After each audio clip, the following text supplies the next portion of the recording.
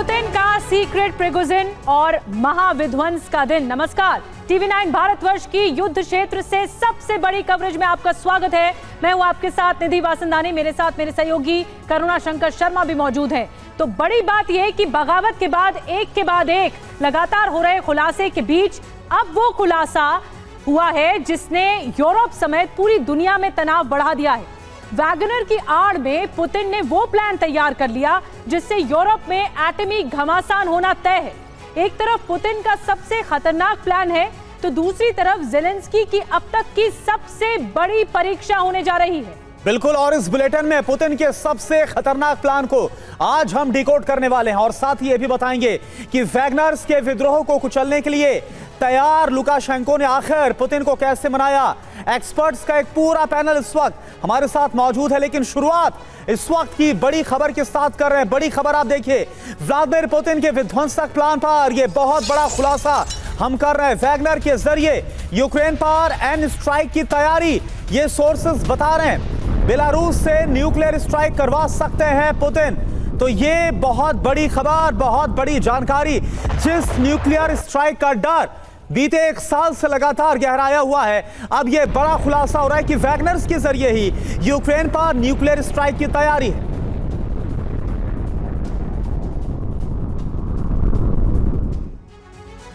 तो देखिए, यह आपके लिए समझना बहुत जरूरी है कि पुतिन के 5 विध्वंसक प्लान क्या डिकोड हो रहे हैं। पहला प्लान क्या है? प्लान गुमराह, जो कि वैगनर चीफ प्रिगोजिन को बेलारूस भेजना है, यह है पहला प्लान। जिसको दूसरा है प्लान छलावा, येवगेनी प्रिगोजिन को बेलारूस भेजकर यूक्रेन युद्ध से अलग दिखाना। अब तीसरा प्लान क्या है? प्लान न्यूक्लियर, वैगनर के जरिए बेलारूस में न्यूक्लियर वेपन का इस्तेमाल करना। चौथा प्लान एन स्ट्राइक, बागी वैगनर के जरिए कीव पर न्यूक्लियर अटैक को अंजाम देना। और पांचवा प्लान सफाई, बागी वैगनर पर एन स्ट्राइक का ठीकरा फोड़कर उन्हें किनारे लगा देना। अब ये जो खुलासे हो रहे हैं, इसमें कितनी ज्यादा गंभीरता और ये कितना बड़ा डर, कितना बड़ा खौफ पैदा कर रहा है, इस पर बात करने के लिए हमारे साथ जो खास पैनल मौजूद है उनसे आपका तारुफ करा रहे। Major general Rajan Kochar sir as a defence expert हमारे साथ मौजूद है। Brigadier Sandeep Thapar sir as a defence expert है। निदात शेख जो कि एज अ फॉरेन एक्सपर्ट हमारे साथ मौजूद है। और doctor Sandeep Tripathi as a foreign expert इस वक्त हमारे साथ मौजूद है।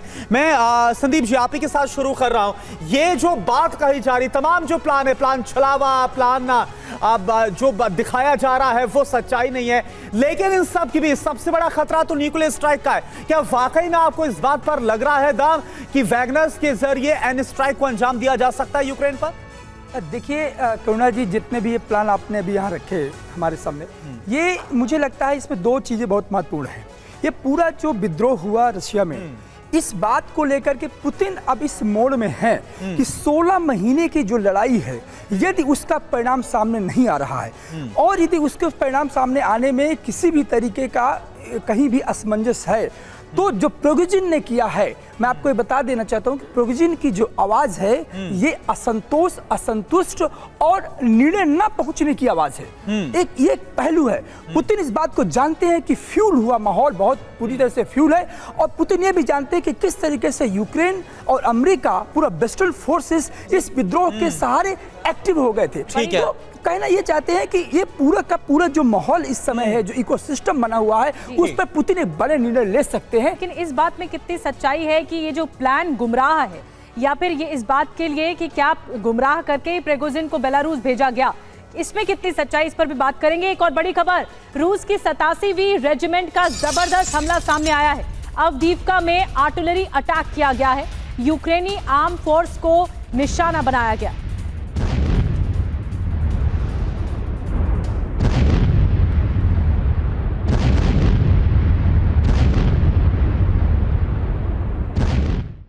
और देखिए, इस बीच में एक और बड़ी खबर बाखमुट में कमजोर हो रही है रूसी पकड़। ताबड़तोड़ अटैक कर रहा है यूक्रेन ने जारी किया हमले का नया वीडियो। तो आप देखिए, जिस बाखमुट के लिए कई महीनों की लड़ाई चली और उस पर कब्जे का दावा और अंतिम जो फतह हासिल की, इसका दावा वैगनर्स की तरफ से किया गया।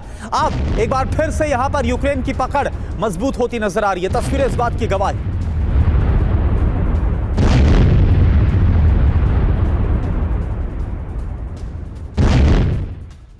एक और ब्रेकिंग न्यूज आपको बता दें, न्यूक्लियर वेपन को लेकर लुकाशेंको को बड़ा डर है। बेलारूस में एटमी वेपन की तैनाती के बाद अब ये डर और बढ़ गया है। वेपन को लेकर नए नियम बनाना चाहते हैं अलेक्जेंडर लुकाशेंको। रूस की मीडिया रिपोर्ट में ये दावा किया गया है। देखिए, पहले ही बेलारूस में टैक्टिकल न्यूक्लियर वेपन्स की तैनाती हुई है और अब लुकाशेंको का ये डर कई संकेत दे रहा है।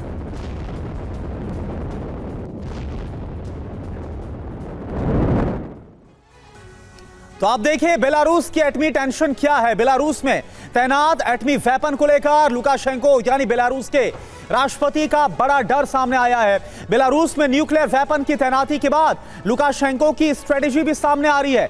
परमाणु हथियारों के इस्तेमाल के लिए नियम बनाना चाहते हैं अब बेलारूस के राष्ट्रपति लुकाशेंको। एटमी वेपन के इस्तेमाल को लेकर बेलारूस के रक्षा मंत्री का बहुत बड़ा बयान। ऐसा नियम बने कि बेलारूस पर हमला हो तो हम एटमी वेपन का इस्तेमाल कर पाए। निधि, इस पर और जानकारी। बिल्कुल, और ये जो टेंशन एस्केलेट हुआ है उसमें कैसे बेलारूस की टेंशन बढ़ गई है। क्या एटमी युद्ध होगा और वो भी बेलारूस से? पुतिन का ये प्लानिंग है कि बेलारूस में जिस तरह से टैक्टिकल न्यूक्लियर वेपन की तैनाती हुई है बेलारूस बॉर्डर पर, अब जो प्रिगोजिन है वो भी बेलारूस हैं। प्रिगोजिन के जो संभावित उनके बगावत के वजह थे वो हम सब बात कर चुके हैं, लेकिन अब बेलारूस की आशंका क्या है, वो डर, वो खौफ बेलारूस को क्या है? दरअसल बेलारूस को एटमी टेंशन का डर है और इसीलिए बिग वॉल के जरिए आइए बात करते हैं कि ये डर कैसा डर है बेलारूस को। पश्चिमी देशों से हमले का डर सामने आया है बेलारूस का। आपको ये हम ग्राफिक्स के जरिए दिखा रहे हैं कि कैसे वेस्टर्न कंट्रीज से ये हमले का डर है बेलारूस को। दूसरी बड़ी बात, न्यूक्लियर वेपन पर वैगनर के कब्जे का डर है। इसके अलावा तीसरी बड़ी बात, एटमी वेपन पर पकड़ बनाए रखने की चिंता भी बेलारूस को है। तो ये बेलारूस की जो चिंता है वो कितनी लाजमी है? Major general Rajan Kochar sir, मैं आपके पास आ रही हूँ। आपको क्या लगता है ये जो बेलारूस डरा हुआ है? देखिए, बेलारूस एक ऐसा देश है जो कंधे से कंधा मिलाकर युद्ध के पहले दिन से रूस के साथ खड़ा हुआ है। अब ये जो डर है, ये आशंका है, वो कितनी जायज है? देखिए, ये आपकी असेसमेंट सही है कि बेलारूस अपने आप को एक ऐसी कैपेबिलिटी देना चाहता है कि अगर उसके ऊपर नेटो से हमला हुआ या कोई ऐसी चीज़ हुई तो उसके पास एक न्यूक्लियर ऑप्शन रहेगा। तो ये डरा हुआ नहीं है, मुझे ये लगता है कि ये अपनी तैयारी कर रहा है और ऑलरेडी इसके न्यूक्लियर बेसिस ऑलरेडी इस्टेब्लिश्ड है बेलारूस में, रशिया ने ऑलरेडी लगा रखे हैं वहाँ पे। तो अभी आने वाले वक्त में अगर ऐसा कोई नेटो का इंटरवेंशन आता है, रेड लाइन जिसको हम बोलते हैं, अगर वो रेड लाइन अगर पार होती है तो उसके पास ये कैपेबिलिटी रहेगी न्यूक्लियर स्ट्राइक के लिए। वो कोई भी देश ये ऑप्शन अपने पास रखेगा, रशिया भी रखेगा और बेलारूस भी रखेगा, मेरा ये मानना है। ठीक है सर, और देखिए इस बीच ये तैयारियों के तौर पर हो रहा। अब देखिए एक बड़ी खबर है, डोनबास के सिवरस्की में भीषण जंग देखी जा रही है। यूक्रेन की 3rd असॉल्ट ब्रिगेड का बड़ा हमला सामने आया। लगातार गोलियां बरसा रहे यूक्रेनी सैनिक। तो डोनबास के सिवरस्की की तस्वीर है और यहां पर देखिए कैसे आमने सामने की जो जंग है वो काफी ज्यादा भीषण है।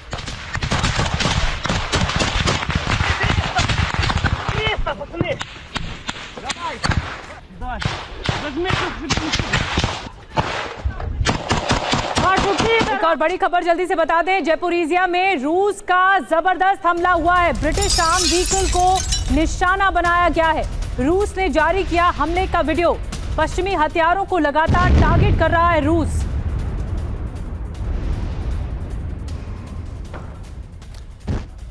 और देखिए एक और बड़ी खबर आ रही है वैगनर को लेकर बेलारूस में भी अब भारी डर है। प्रिगोजिन के आने से डरे हुए हैं यहां के लोग। बेलारूस में तख्ता पलट का डर अब सता रहा है। पूरे बेलारूस पर कब्जा कर सकते हैं प्रिगोजिन। तो आप देखिए जिस तरह से प्रिगोजिन की तरफ से कब्जा करने की कोशिश की गई, क्रेमलिन के खिलाफ ही बगावत छेड़ दी गई। अब इसके बाद येवगेनी प्रिगोजिन पर से बेलारूस के लोगों को भी कोई भरोसा नहीं रहा। अब वहां पर भी इस बात का डर जताया जा रहा है कि कहीं ऐसा ना हो कि तख्ता पलट करने की कोशिश करें प्रिगोजिन, क्योंकि हालिया जो हुआ है घटनाक्रम, इसके बाद अब देखिए बेलारूस कंट्रोल करेगा क्या वैगनर, यह बहुत बड़ा सवाल है। क्योंकि कुछ ऐसा ही डर, कुछ ऐसी चिंता वहां के लोग जता रहे हैं। प्रिगोजिन और वैगनर लड़ाकों के बेलारूस आने से लोगों में भारी डर है, भारी खौफ है। और क्या बड़ी बात, बेलारूसियों को डर है प्रिगोजिन बेलारूस को कंट्रोल कर सकते हैं, ताकतवर वैगनर ग्रुप पूरे बेलारूस पर कब्जा कर सकता है, इस बात का खौफ बेलारूस के पूर्व डिप्लोमेट वलेरी कावलेस्की ने इस पर सवाल भी उठाए हैं। आखिर लुकाशेंको के साथ आने के पीछे येवगेनी प्रिगोजिन का मकसद क्या है, इस मकसद को लेकर भी बड़ा सवाल खड़ा किया जा रहा है। थापर सर, मेरा सवाल आपसे है, क्या वाकई में वहां पर तो एक्साइल मिला प्रिगोजिन को समझौते के तहत, लेकिन क्या कब्जा भी कर सकते हैं, तख्ता पलट कर सकते हैं, जो अभी हालिया इतिहास है उसको लेकर जो डर जताया जा रहा है? देखिए, बेलारूस की जो फिक्र या वरी है वो जेन्युइन है। अभी तक लड़ाई यूक्रेन में हो रही थी, रशिया के बीच में हो रही थी, उधर लड़ाई हो रही थी। अब या बेलारूस में कुछ डिप्लॉयमेंट हुई थी, हथियार वहां डिप्लॉय किए गए थे, लेकिन प्रिगोजिन के आने से अब लड़ाई उनके देश में आ गई है। उन आर्म्ड मिलिशिया एलिमेंट्स उनके देश में आ गए हैं। और हमने देखा है हिस्ट्री में कि ये आर्म्ड मिलिटेंट जो होते हैं, मिलिशिया होती है, किसी कंट्रोल में नहीं रहती, जैसे रशिया ने देखा पीछे। तो हो सकता है वो बेलारूस में भी कुछ हरकतें ऐसी करें जिसमें बेलारूस को प्रॉब्लम हो। तो इसलिए अभी उनके एप्रीहेंशन है कि इनके आने से हमारे देश में भी कुछ प्रॉब्लम हो सकती है। मुझे नहीं लगता कि इतनी ताकत है वैगनर ग्रुप में जो कि वो बेलारूस पे कब्जा कर सके। हाँ, उनके लिए प्रॉब्लम जरूर क्रिएट कर सकते हैं, प्रॉब्लम जरूर वहां पर क्रिएट कर सकते हैं, समस्या जरूर सामने रख सकते हैं, और ये बहुत बड़ा नैरेटिव है। एक बड़ी खबर जल्दी से बता दूं मैं, फिर उसके बाद निनाद सर आपके पास आ रही हूं। मेलिटोपोल में जबरदस्त धमाका हुआ है, बैक टू बैक 6 धमाकों से ये इलाका दहल गया। मेलिटोपोल, यूक्रेन की तरफ से हमले की आशंका है, अभी रूस के कब्जे में है मेलिटोपोल। ये तस्वीरें आपको हम दिखा रहे हैं कि एक के बाद एक 6 धमाके हुए, बैक टू बैक 6 धमाके।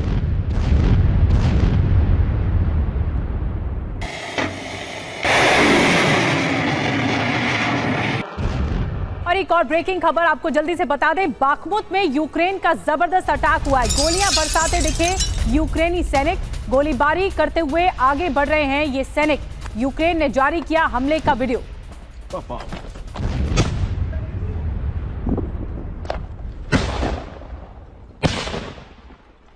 निनाद सर, मैं आपके पास आ रही हूँ।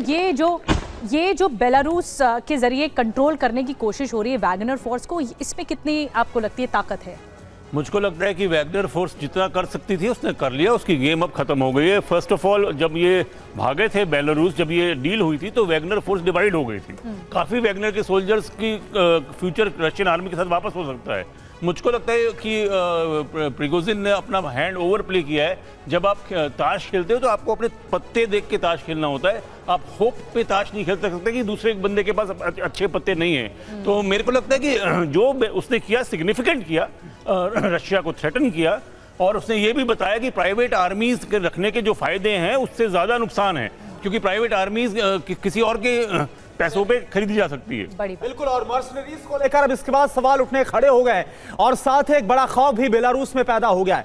अब देखिए, पुतिन के खिलाफ बगावत पर बड़ा खुलासा हो रहा है। प्रिगोजिन ने की थी पुतिन से फोन पर बात की कोशिश, बगावत वाले दिन पुतिन से बात करने की कोशिश भी की थी। येवगेनी प्रिगोजिन ने नाराज पुतिन ने प्रिगोजिन का फोन नहीं उठाया था। यह इस वक्त बड़ी इंफॉर्मेशन सामने आ रही है। तो प्रिगोजिन डेड या फिर क्रेमलिन को नया थ्रेट, ये एक बड़ा सवाल। अब देखिए बड़ी इंफॉर्मेशन क्या है। 24 जून की बगावत के बीच येवगेनी प्रिगोजिन ने पुतिन से बात करने की कोशिश की थी। वैगनर के मॉस्को कूच के वक्त प्रिगोजिन ने फोन किया, लेकिन पुतिन ने बात नहीं की। बगावत में रूसी सेना का समर्थन ना मिलने पर बात करने की कोशिश की थी। प्रिगोजिन को एहसास हो गया था कि बगावत ज्यादा टिक नहीं पाएगी।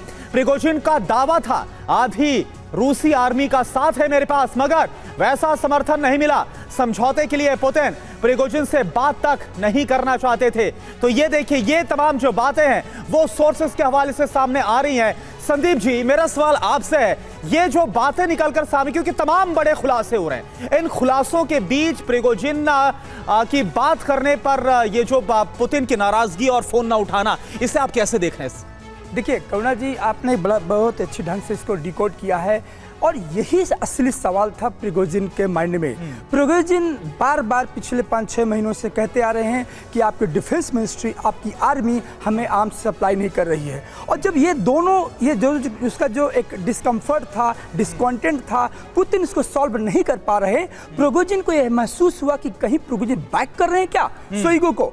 और ये जो मन में जो प्रिगोजिन के असंतोष आया, तो फर्स्ट टाइम मैं आपको बता दूं पिछले 20 सालों के इतिहास में पुतिन को सबसे बड़ी चुनौती है। और पुतिन को समझना पड़ेगा कि इस तरह का जो असंतोष है आप बहुत दिनों तक टाल नहीं सकते हैं। अभी जिस तरह से एक जश्न मनाया जा रहा है कि ये जो है पैसिफाई हो गया है, लुकाशेंको ने एक डील करा दी है, इसका भविष्य बड़ा अंधकार है। एक क्विक आपकी तरफ से रिएक्शन सर। देखिए, मैं एक बात चल रही है इसके ऊपर कि ये इस सब चीज का सूत्रधार पुतिन था।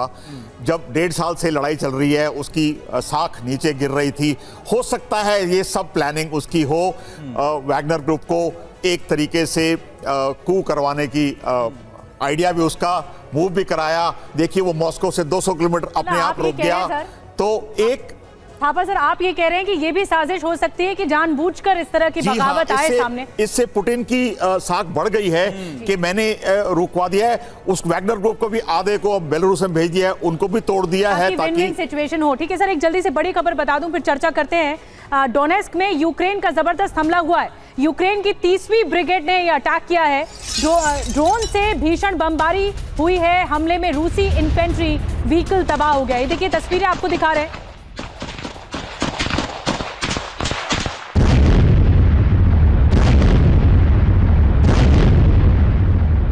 और देखिए, डोनबास से एक और बड़ी खबर आ रही है सेवरिस्की को लेकर, जहां पर यूक्रेन का भीषण हमला हुआ। यूक्रेन के असॉल्ट ब्रिगेड ने इस हमले को अंजाम दिया। रूस की राइफल ब्रिगेड को निशाना बनाया गया। आमने सामने की जंग है, गन फाइट हो रही है। और देखिए, एक और बड़ी खबर वॉर जोन से येवगेनी प्रिगोजिन को लेकर आ रही है। दरअसल प्रिगोजिन को लेकर रूस से बहुत बड़ी खबर। रूस के टॉप राजनीतिक वैज्ञानिक गॉसेट की तरफ से दावा संभव यह है कि प्रिगोजिन मारा जा चुका है। ये गॉसेट बोल रहे हैं। रूस के टॉप लीडर्स जान बचा सकते हैं। गॉसेट का यह दावा। हालांकि हमने देखा कि किस तरह से सेफ एग्जिट दिया गया, समझौता हुआ। तस्वीरें रोस्तोव शहर की निकलकर सामने आई जब वो गाड़ी में पिछली सीट पर बैठकर जाते नजर आए। लेकिन अब तो दावा यह हुआ है कि हो सकता है कि येवगेनी प्रिगोजिन को मार दिया गया।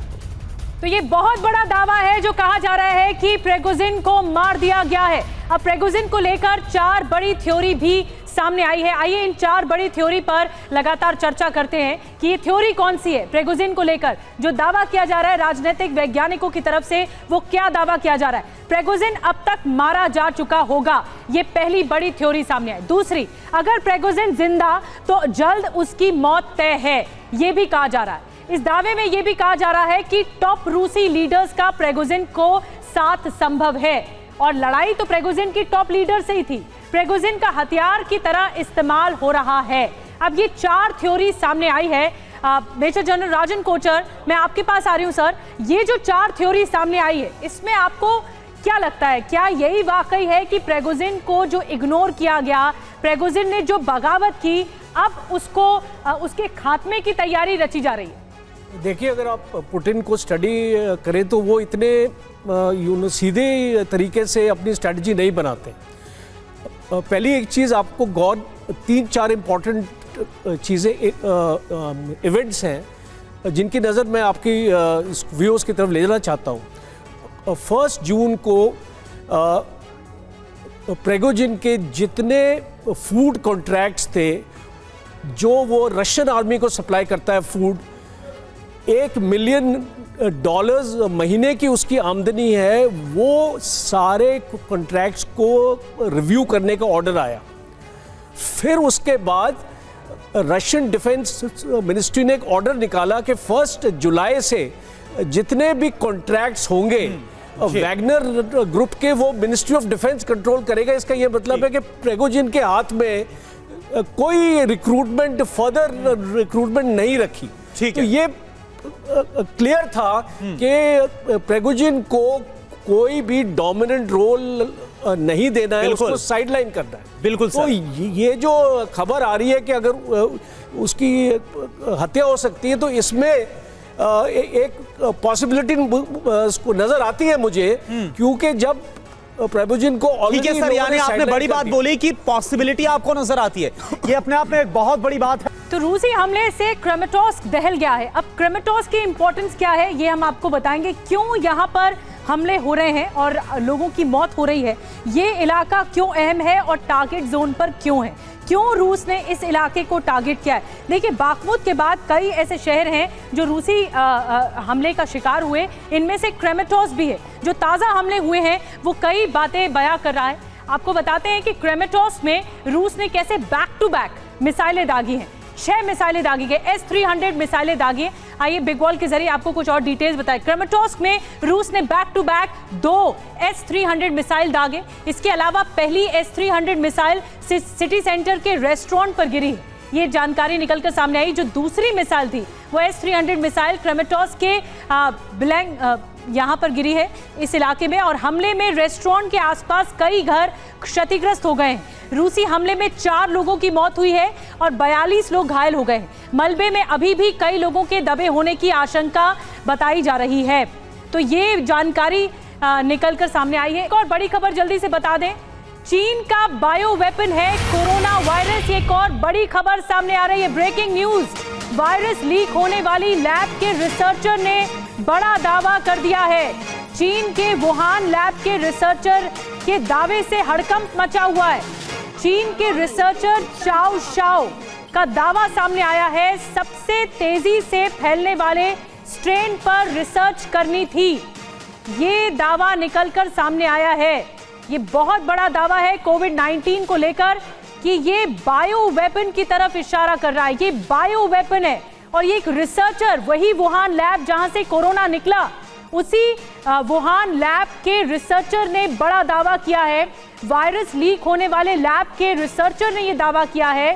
चीन के वुहान लैब के रिसर्चर है ये, जिसकी वजह से हड़कंप मचा हुआ है और दुनिया में सनसनी मच जाएगी इसको लेकर। चीन के रिसर्चर चाओ शाओ हैं जिन्होंने दावा किया है। और मैं जल्दी से बात करूंगी, मैं राजन कोचर सर आपके पास आ रही हूँ। ये जो बायो वेपन के बारे में बात की जा रही है, ये बहुत सनसनीखेज दावा है और उसी लैब से, उसी वुहान लैब से जहां से कोरोना लीक हुआ था। देखिए, ये दावा 2 साल पहले भी हुआ था और चीन ने उस साइंटिस्ट को जो इस इंफॉर्मेशन को लीक कर रहा था, न्यूज़ में ये भी आया था कि उसको मरवा दिया गया था।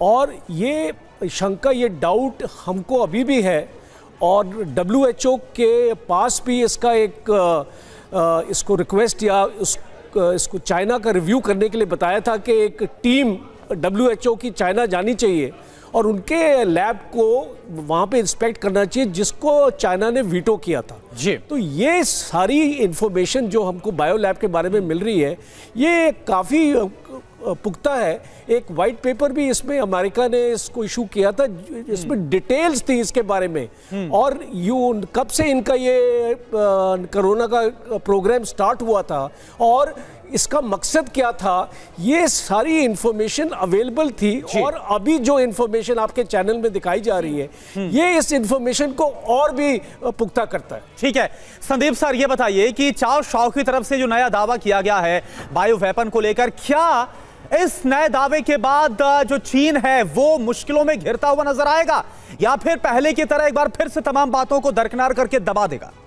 देखिए, जो बायो वेपन का जो अभी आपने बताया कि जो दावा आया है, पूरे कोविड के दौरान हमने देखा है, बहुत इनिशियल फेज से देखा है कि ये वायरस कहाँ से निकलता है और जो चाइना का रोल क्या होता है। तो मुझे लगता है कि इस तरह का जो भी क्लेम्स बाहर आ रहे हैं, उनका अपने कहीं ना कहीं उसमें सच्चाई होगी, जरूर होगी।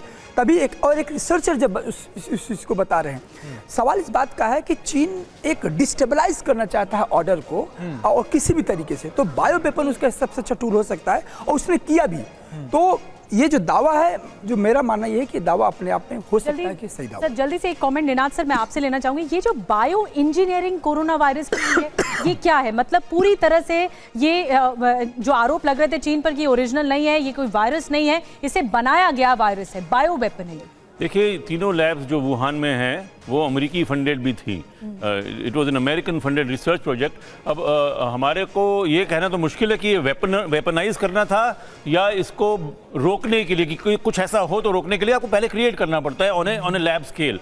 मुझको लगता है कि जहाँ तक चाइना का सवाल है, चाइना ने पूरी दुनिया के 50 लाख लोग मारने के बाद अगर कुछ नहीं कर पाई दुनिया, तो China is now too big to fail, तो उनको कोई फर्क नहीं पड़ने वाला। एक लास्ट कमेंट था पर सर, एक लास्ट कमेंट, बहुत कम समय है। मुझे शुरू से पता था, कोई शक नहीं था कि ये बायो वेपन है।